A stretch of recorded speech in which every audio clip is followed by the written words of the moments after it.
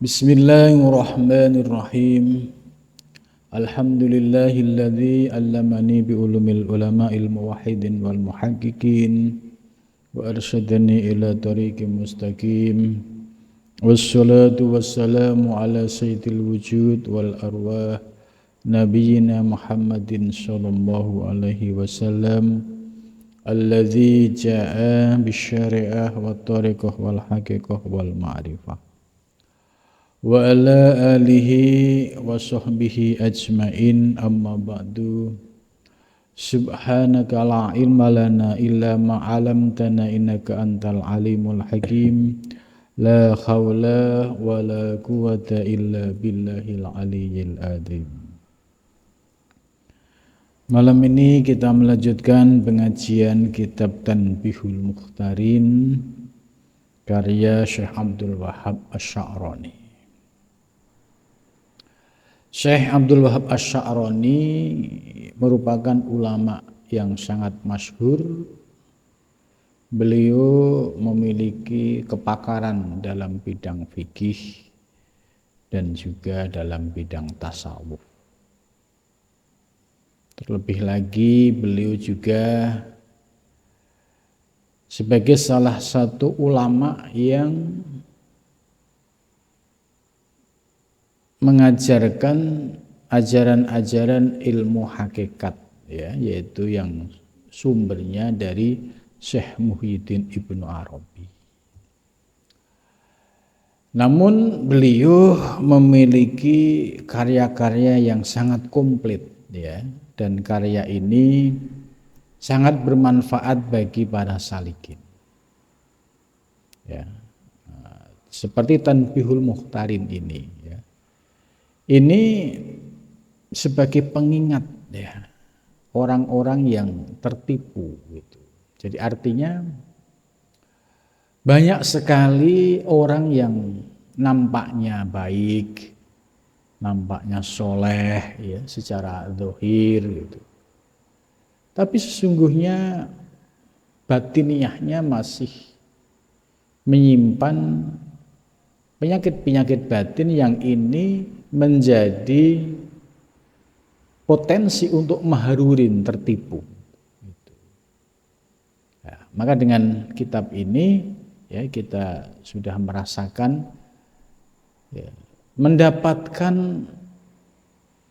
keteladanan dari para ulama-ulama sufi yang solihin. Oh, ternyata mereka selain ahli dalam bidang fikih juga ahli dalam bidang tasawuf, dan mereka juga ternyata disiplin di dalam syariat dan hakikat. Nah, dengan rujukan-rujukan kitab inilah, ya, kita bisa mendapatkan keteladanan para sufi yang solihin ini. Pembahasan malam ini yaitu masuk pada pembahasan yang ke-36, ya. Wa min akhlaqihim, dan itu termasuk akhlak, ya, bagian dari akhlak para sufi yang solihin. Radhiyallahu anhum, radhiya semoga meridhoi siapa Allah anhum kepada mereka. Apa yang menjadi akhlak keteladanan mereka bagi kita, yaitu kasratu syukrihim. Ya, bermula banyaknya syukur mereka lillahi, bagi Allah Ta'ala Maha Tinggi. Jadi salah satu keteladanan para sufi solihin yang perlu kita patut contoh, ya, yaitu kasratu syukrihim, banyaknya bersyukur mereka kepada Allah Subhanahu wa ta'ala. Orang bisa syukur, ya, ketika dia menyadari betapa luar biasanya nikmat Allah Subhanahu wa ta'ala.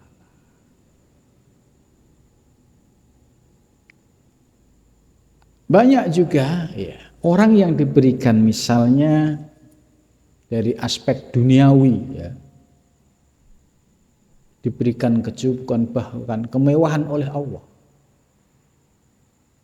tapi mereka tidak bersyukur, ya, tidak pernah menyadari bahwa apa yang dia peroleh, apa yang dia capai, apa yang dia raih, itu sesungguhnya anugerah dari Allah. Nah, kesadaran untuk sampai pada mengakui bahwa apa yang dia peroleh, ya, seperti derajat, pangkat, ya, materi, ya, apapun itu sesungguhnya anugerah dari Allah Subhanahu wa ta'ala. Maka ketika dia menyadari bahwa semua itu anugerah, baru bisa bersyukur kepada Allah Subhanahu wa ta'ala. Nah, maka ada orang yang tidak bisa bersyukur karena lalai terhadap yang memberikan nikmat. Nah, maka para sufi, ya, mereka senantiasa menunjukkan kasratus syukrihim, selalu bersyukur kepada Allah dalam kondisi apapun, misalnya ya secara lahiriah, ya tidak mempunyai apa-apa, tidak punya apa-apa, masih bisa bersyukur karena masih dikasih hidup oleh Allah, masih diberikan sehat walafiat oleh Allah. Coba lihat di rumah sakit, ya, banyak orang yang duitnya banyak tapi penyakitnya banyak. Bagaimana dia bisa bersyukur kepada Allah? Maka bersyukur ini penting sebagai wujud kesadaran spiritual seorang hamba dalam memahami hakikat kehidupan. Jadi hidup kita ini sudah anugerah Allah. Kemudian kita diberikan kecukupan, kebutuhan, dan sarana hidup itu juga semata-mata anugerah dari Allah Subhanahu wa ta'ala. Nah, ketika seorang sudah memiliki kesadaran seperti itu, bahwa hakikatnya semua dari Allah, maka dia akan mudah menjadi hamba yang bersyukur. Itu. Nah, ini para ulama-ulama sufi sholihin selalu pandai mensyukuri apa yang diberikan oleh Allah Subhanahu wa ta'ala. Kemudian selanjutnya, ya, idza kasuro, ya, apabila banyak, ya, hasaduhum, orang-orang yang dengki kepada mereka, wa'ada'uhum, dan musuh-musuh mereka, gitu. Nah, ini yang perlu diteladani, yaitu orang-orang yang telah mencapai kebersihan lahir batin. Ketika banyak orang hasud, ya, hasud itu iri dengki, ya, wa'ada'uhum, dan musuh-musuh mereka, posisinya tetap bersyukur kepada Allah Subhanahu wa ta'ala. Ketika ada musuh yang tidak suka dengan kita, ya, bisa jadi Allah mengirimkan orang yang seperti ini ada tujuannya supaya bisa mengoreksi kekurangan kita. Sebab kalau ada orang yang merasa paling soleh, paling benar, kemudian tidak ada orang yang berani mengkritik, tidak ada orang yang berani mengoreksi, ini berbahaya, ya, menjadi malapetaka justru. Karena akan muncul keangkuhan baru, kesombongan baru. Tapi ketika ada orang yang mengkritik, ya bisa jadi kritiknya benar, bisa jadi saya salah, gitu. Maka menurut Imam Ghazali, Kalau pengen tahu kekuranganmu, lihatlah kritikan orang yang membencimu. Karena bisa jadi kritikan dia terkadang ada jujurnya. Lah, pada saat kritikannya itu jujur, ya itu kamu akui. Itu menjadi bahan introspeksi pada dirimu. Tapi kalau memang kritiknya kebablasan, ya, artinya sudah tidak objektif lagi, ditambah-tambahin, ya itu sudah ya perlu diklarifikasi, perlu dijelaskan supaya tidak melebar menjadi fitnah. Itu. Tapi salah satu cara untuk mengurangi aib-aib diri kita, kekurangan-kekurangan diri kita, itu salah satu caranya adalah mendengarkan orang yang tidak suka dengan kita, apapun itu bentuknya, kita positive thinking. Kalau apa yang disampaikan, oh ternyata itu kekurangan saya, ya alhamdulillah, berarti ada kesempatan untuk memperbaiki diri. Dibandingkan dengan seseorang yang dikepung oleh pemuja, dikepung oleh orang yang hanya bisa muja-muji, itu bahaya. Pasti mudah terpeleset. Dan bahayanya kalau terpeleset, jatuh terpelanting, itu ya membahayakan dirinya. Gitu. Maka harus ada keseimbangan. Ya, ada teman, ada saudara, ada sahabat yang bisa memberikan masukan, ya. Jangan sebatas memuji. Memuji ya hanya sebagai apresiasi. Tapi kalau memuji berlebihan, ya hanya sekedar untuk maaf, cari perhatian, cari muka. Nah, seperti ini ya perlu diabaikan. Karena kalau orientasinya hanya pengen cari perhatian, nanti kita banyak diapusi, banyak dibohongi oleh orang. Dia muji-muji, oh ternyata pujiannya palsu. Gitu.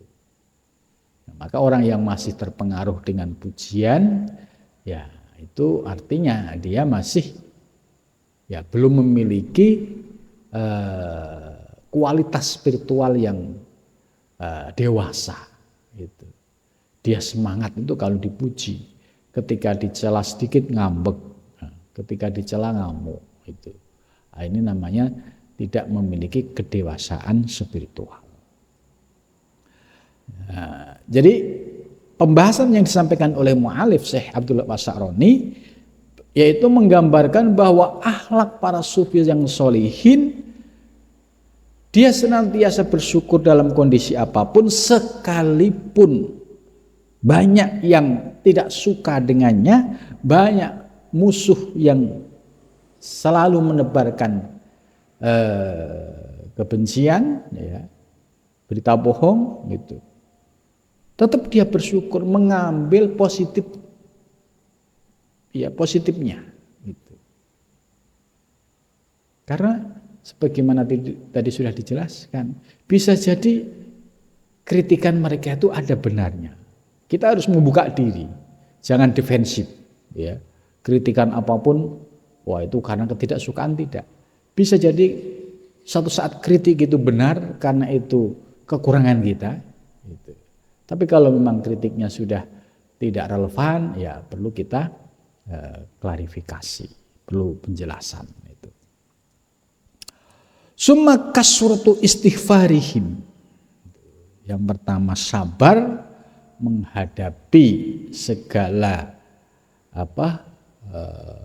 sikap ucapan orang-orang yang tidak suka dan memusuhi. Yang kedua, kasratu istighfarihim, dia senantiasa banyak istighfarnya kepada Allah Subhanahu wa taala. Ba'da dzalika, setelah itu. Nah, ini maksudnya apa? Kok summa kasratu istighfarihim ba'da dzalik? Ini artinya kita harus bisa mengambil tadi positive thinking, punya pikiran yang lurus, yang negatif. Ketika ada orang yang hasut, ketika ada orang yang memusuhi kita, ya kemudian dia melontarkan kritikan, kalimat. Jangan alergi. Itu bisa jadi itu sesungguhnya ada kebaikan untuk dirimu, untuk memperbaiki dirimu. Jangan-jangan apa yang disampaikan itu benar. Maka kalau dia defensif, ya sulit untuk bisa berubah. Tapi kalau dia membuka diri, ya kalau memang ada kesalahan saya, ada kekurangan saya, ya saya mohon maaf, sportif. Itulah. Terlebih ketika kesalahan dan kekurangan itu berurusan dengan Allah Subhanahu wa taala. Maka istighfarnya kepada Allah ya juga ditingkatkan. Jadi ada dua sisi ketika berkaitan dengan persoalan ya sesama manusia ya.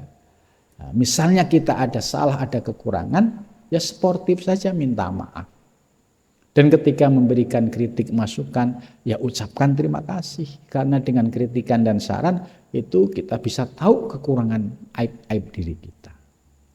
Namun ketika terkait dengan kekurangan dan kesalahan kita ya kepada Allah Subhanahu wa taala, bisa jadi karena kita sombong dengan ilmu, kita sombong ya dengan kedudukan, kita sombong ya dengan segala fasilitas yang kita miliki, kemudian kita melupakan Allah, maka sudah selayaknya untuk memperbanyak istighfar kepada Allah Subhanahu wa ta'ala. Jadi jangan gengsi untuk beristighfar.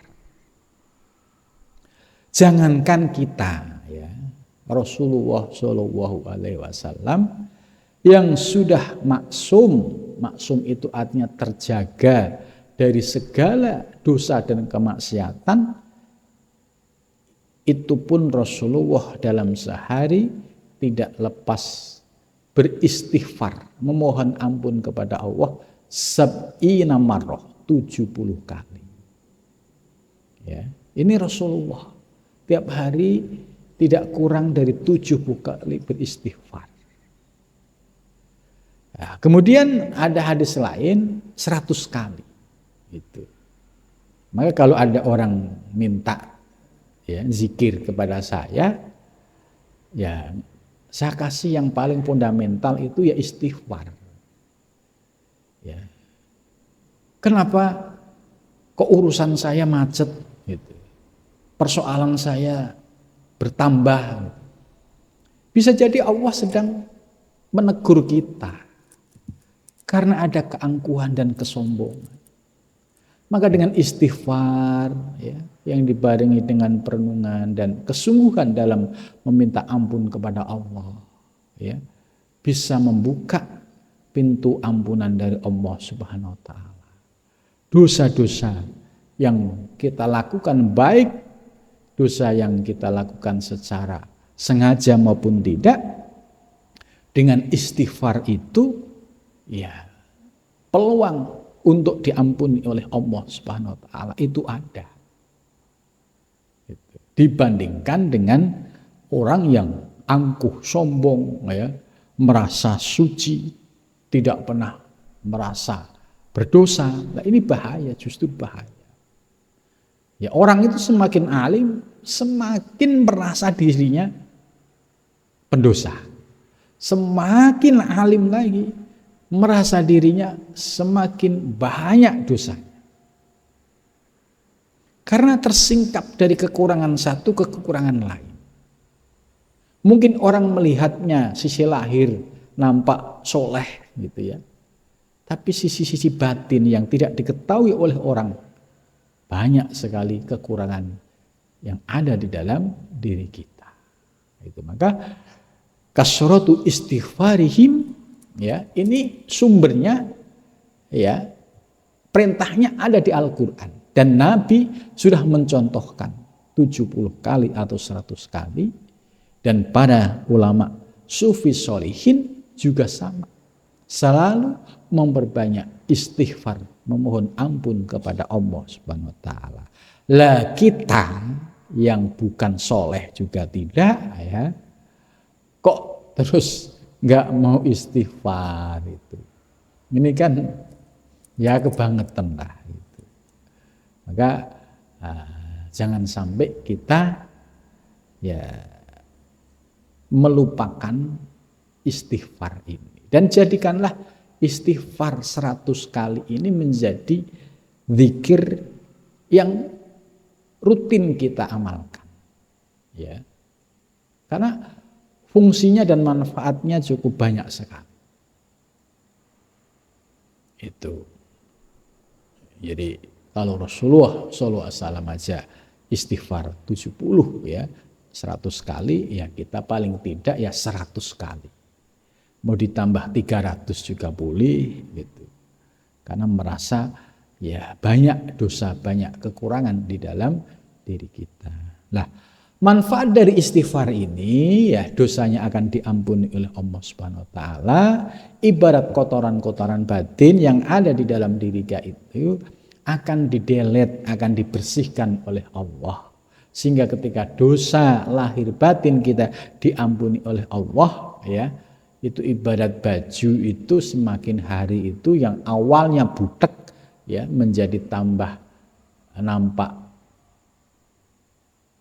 putih ya, kemudian tambah kelihatan lagi menjadi lebih putih lagi. Ini karena ada amaliyah rutinitas yaitu istighfar. Itu. Jadi baru istilahnya dosa yang kita lakukan dalam sehari semalam itu langsung kita memohon ampun kepada Allah Subhanahu wa taala. Selanjutnya manfaat istighfar itu adalah ya akan menjadi pribadi yang tawadhu karena selalu melihat ke dalam diri, melihat kekurangan diri. Ya, dan tidak mudah ujub, bangga, dan juga tidak mudah sombong karena selalu melihat di dalam dirinya itu banyak kekurangan. Bisa jadi orang menganggap kita baik, belum tentu menurut Allah baik. Karena batin kita ternyata masih ngalor ngidul. Gitu. Sekalipun nampaknya dia sudah istiqomah zikir, tapi terus berproses. Bisa jadi zikirnya nampak membawa tasbih, tapi hatinya nggak zikir kan juga bisa terjadi. Gitu. Nah, ketika memahami kekurangan-kekurangan diri, ini tidak akan pernah ada habisnya dan ini sangat positif untuk bisa menjadi pribadi yang tawadhu, ya, rendah hati, selalu bisa menerima masukan, selalu membuka diri karena dia senang kalau kekurangan-kekurangannya dikasih tahu itu dia senang. Ya, ini manfaat dari istighfar dan melembutkan hati. Ya, orang yang ahli istighfar itu ya hatinya itu semakin hari semakin lembut. Itu. Fayashkuruna, kemudian mereka bersyukur Allah pada Allah. Itu. Jadi syukur dengan kondisi yang ada, sebab memandang bahwa Allah telah memberikan limpahan karunia lahir dan batin. Karunia lahiriah ya kita diberikan sehat walafiat. Sehat itu mahal. Ya. Ini karunia dari Allah Subhanahu wa taala. Kita bisa merasakan sehat itu mahal. Ya, ketika kita sedang diuji oleh Allah ya. Sedikit sakit gigi saja, sakit gigi. Itu terasa nggak ada nikmatnya semuanya. Ya, terasa sekali penderitaannya. Padahal baru sakit gigi. Bagaimana dengan sakit-sakit yang lain? Maka ketika sehat walafiat, alhamdulillah ya Allah, Engkau berikan sehat walafiat, makan apapun masih enak, ya karena didasari dengan syukur. Nah, kemudian setelah dia bisa bersyukur dengan nikmat lahir, nikmat batin, yaitu berupa keimanan. Ya sholatnya bisa istiqomah, ibadahnya bisa istiqomah, zikirnya bisa istiqomah, ngajinya bisa istiqomah, ini merupakan nikmat batin. Sebab banyak orang diberikan sehat lahir jasmaniah, tapi batinnya sakit. Ngaji males, zikir males, ibadah males, sholat males. Kenapa? Ya karena nikmatnya nggak sempurna. Maka orang yang bisa mensyukuri nikmat lahir dan batin, ya la in syakartum la azidannakum, ya jika kalian bersyukur kepada Allah, la azidannakum, niscaya sungguh aku akan ya menambahi nikmat itu. Wala in kafartum, tapi sebaliknya kalau kalian kufur atas nikmat lahir dan batin, kamu tidak pernah mengakui, kamu tidak pernah mengembalikan kepada pemilik sejati atas karunia itu, ya inna adzabil lasati, tunggu, sesungguhnya siksaku itu pedih. Baru ketika diberikan kesulitan-kesulitan, akhirnya mumet, kemudian baru eling sama Allah Subhanahu wa taala. Ketika diberikan penyakit-penyakit baru yang itu biayanya mahal, baru merasakan betapa nikmat sehat itu mahal. Nah, ini para ulama terdahulu itu selalu pandai bersyukur atas nikmat Allah Subhanahu wa taala. Wa yashkuruna, dan mereka bersyukur Allah pada Allah Ta'ala Maha Tinggi, ala tilkan nikmati, atas nikmat itu, ya terlebih allati hasyadahumun nas, terlebih ya ketika kita diberikan nikmat masih ada orang yang tidak suka dengan kita, tapi kita tetap bisa menerima dengan baik. Ya, allati hasaduhumun nas 'alaiha. Contoh misalnya, ya kita diberikan sehat wal afiat. Ya, kemudian diberikan istiqomah ibadah oleh Allah. Orang yang hatinya ada hasud, melihat kita pasti negatif, nggak ada benernya. Itu orang kok ibadah tok gitu. Gimana tidak beraktivitas dengan yang lain gitu. Ya. Selalu ada. Jadi orang yang hasud itu punya celah untuk selalu menyalahkan gitu. Ya. Misalnya orang tersebut itu dalam kondisi ya pas-pasan, ya di mata orang hasud tetap salah. Ya orang kok nggak mau kerja keras gitu, tetap salah. Giliran suatu ketika mendapatkan nikmat dari Allah, ya diberikan rezeki, ya min haitsu la yahtasib, ya tetap saja di mata orang hasud salah juga. Ya misalnya tiba-tiba ada orang baik memberikan rezeki dan sebagainya, di mata orang hasud tetap salah. Orang kok gitu, pasti yang dicari kesalahannya gitu. Jadi menghadapi ya orang-orang yang hasud dengan kita, ya, dengan bersyukur kepada Allah Subhanahu wa taala, ini salah satu menjadi akhlaknya orang-orang soleh terdahulu. Jadi ketika ada orang hasud, ya alhamdulillah, karena dengan orang hasud itu bisa menunjukkan kekurangan-kekurangan diri kita. Ya.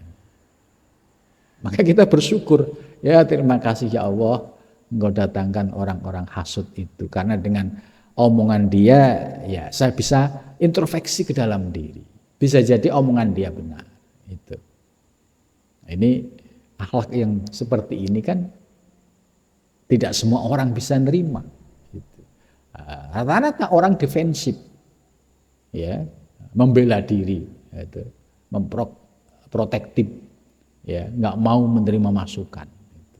Lah, orang-orang yang salafus soleh itu bisa bersyukur sekalipun dalam kondisi ada orang-orang hasud yang selalu mengkritik, menjelekkan, itu selalu diambil sisi positifnya.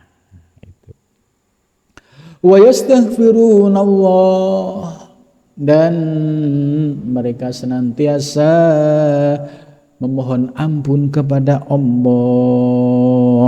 Itu bisa jadi Allah mendatangkan orang-orang hasud yang mencela diri kita karena ada dosa-dosa kita yang tidak ditaubatin, yang belum ditaubatin. Bisa jadi kita merasa paling suci, merasa paling soleh, gitu kan. Ketika suatu saat didatangkan orang hasud yang mengkritik kekurangan diri kita, ternyata dengan kejujuran kita, oh iya benar juga, ya benar juga omongan orang-orang yang tidak suka kepada kita itu ada sisi positifnya. Akhirnya muncul kesadaran istighfar. Ya Allah, ampunilah ya Allah, mudah-mudahan dosa hamba ya Engkau ampuni. Nah ini kan jadi positif. Akhirnya punya kesadaran tentang kritikan dari orang yang hasut kepada kita, kemudian kita ambil positifnya, ya ternyata kita ada kekurangan, ternyata kita ada kesalahan. Jadi kita nggak boleh defensif, ya, nggak boleh merasa paling benar, paling suci sehingga anti kritik. Ya. Jadi para ulama sufi sholihin itu membuka diri, senang kalau ada orang mengkritik habis-habisan, itu senang. Terima kasih ya Allah, Engkau telah mendatangkan hamba untuk membuka kekurangan-kekurangan diri saya. Maka ketika kekurangan ternyata benar, wa yastaghfirun, akhirnya memohon ampun kepada Allah Subhanahu wa taala. Nah, orang yang seperti ini kalau levelnya bukan orang soleh, ya, ini sangat sulit. Rata-rata ya defensif, ya dikritik nolak, ya dikritik ya pasti akan dilawan. Gitu. Tapi orang-orang soleh positive thinking, bisa jadi kalimatnya benar. Kemudian lihat ke dalam diri, oh iya ternyata saya banyak kekurangan, ternyata saya banyak kekhilafan, ternyata saya melakukan kesalahan-kesalahan. Nah ini wa yastaghfirun, ini penting. Tidak semua orang ya levelnya ustadz, kiai, kemudian dikritik terus membuka diri terus beristighfar, itu jarang. Kecuali orang-orang yang memiliki batin yang bersih tadi. Jadi ketika ditunjukkan kekurangan, kesalahannya, dia justru berterima kasih. Nah ini luar biasa ini apa yang disampaikan oleh mu'alif, ya, dalam melihat sisi positifnya orang yang mengkritik kita. Gitu.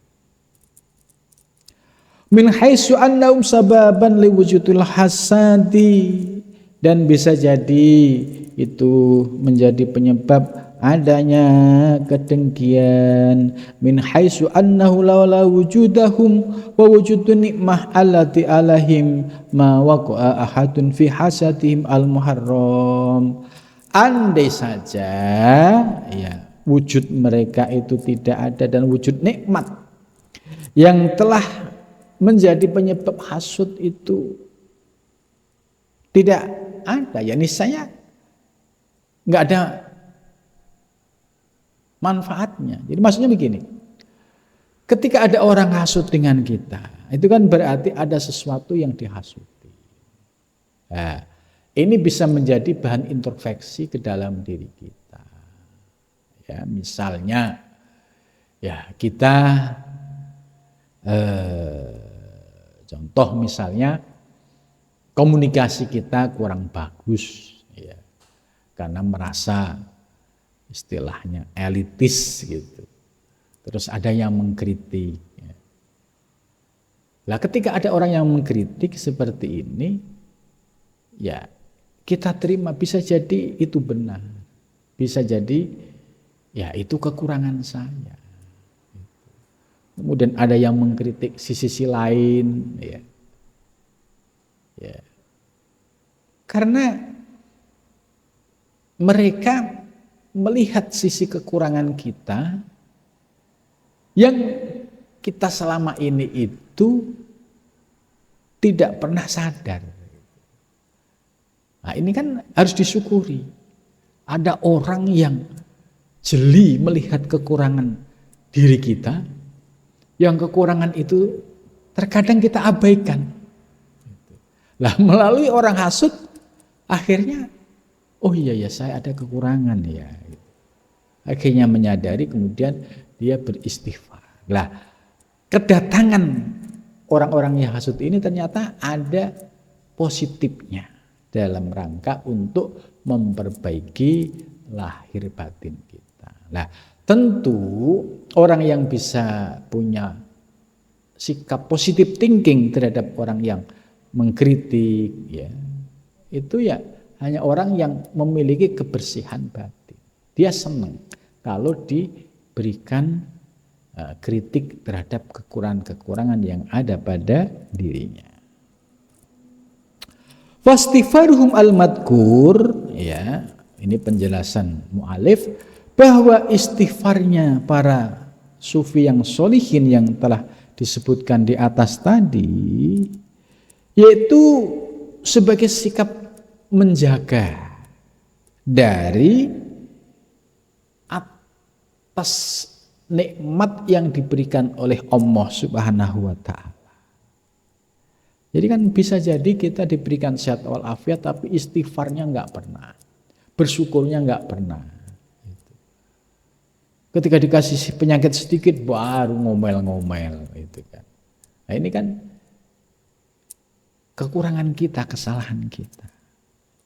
Wa illa, dan jika tidak, pawujudun nikmah laisa biyatihim. Jika tidak, maka adanya nikmat itu tidak pada genggaman mereka. Wa yusamma hadza istighfarul akabir. Maka disebutlah ini sebagai istighfarnya orang-orang yang sombong dan orang-orang yang angkuh. Gitu.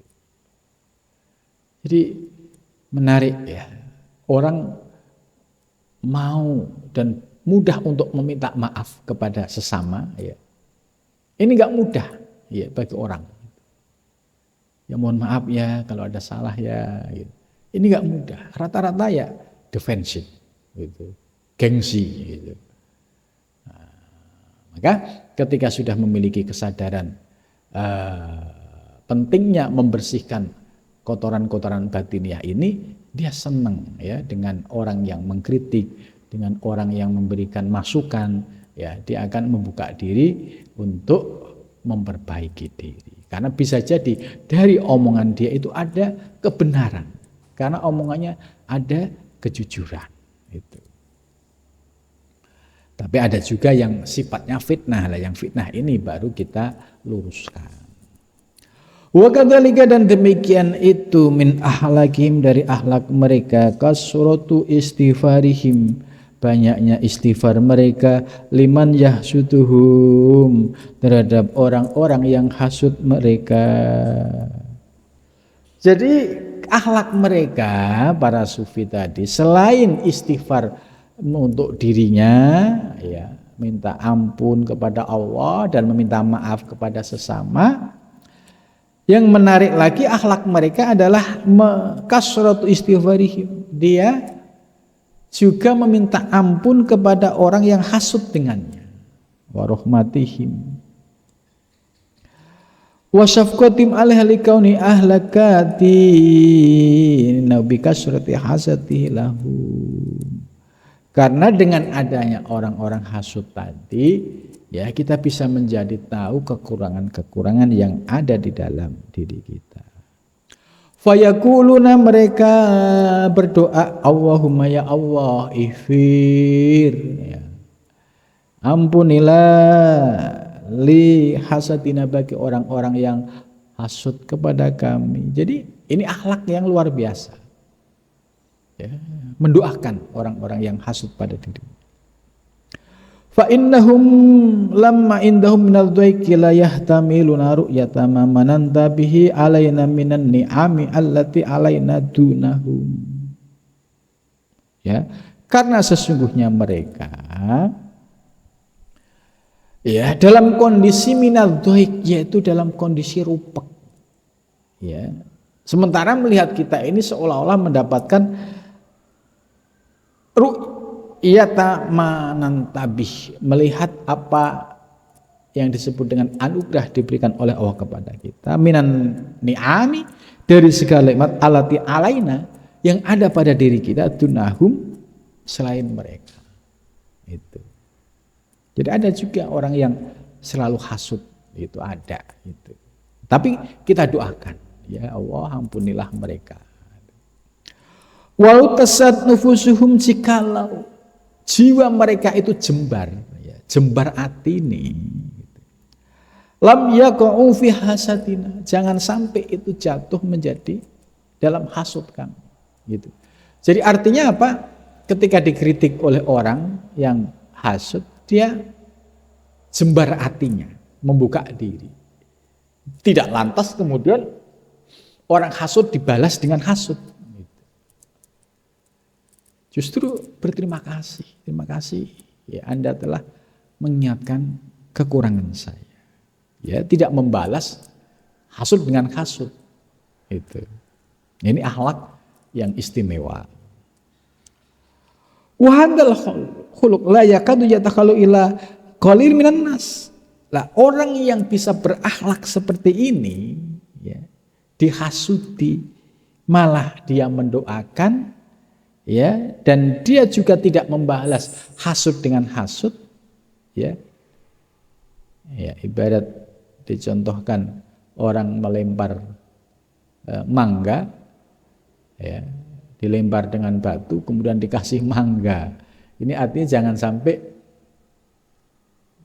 melempar hasud dibalas hasud, gitu ya. Dilempar hasud, ya doakanlah dia, berikan maaflah dia, dan senantiasa bisa menerima apa yang menjadi kritikan dan masukannya. Gitu. Nah, orang yang bisa bersikap seperti ini, ya takhallaku bi illa qalilin minan nas. Hanya sedikit di antara manusia-manusia yang seperti ini. Ini kan mengikuti akhlak Nabi. Bagaimana hasudnya orang-orang kafir Quraisy, bagaimana hasudnya Abu Jahal, Abu Lahab, gitu. Bagaimana sadisnya ya, orang-orang Taif, gitu. Tetap Nabi mendoakan mereka. Gitu. Ini juga para ulama sufi yang sudah dalam level memiliki kebersihan batiniahnya juga mengikuti akhlak Nabi, yaitu memaafkan mereka, mendoakan mereka, bahkan membalas dengan kebaikan-kebaikan. Wa ghalibum yataman la'atu wa hasidu kulsu. Biasanya ya, orang yang sedang dimusuhi oleh orang, dihasuti oleh orang, itu biasanya tuh mendoakan dengan kulasu, yaitu keburukan-keburukan. Itu awas saya doain supaya begini-begini. Nah, ini kalau masih awam ya boleh lah gitu.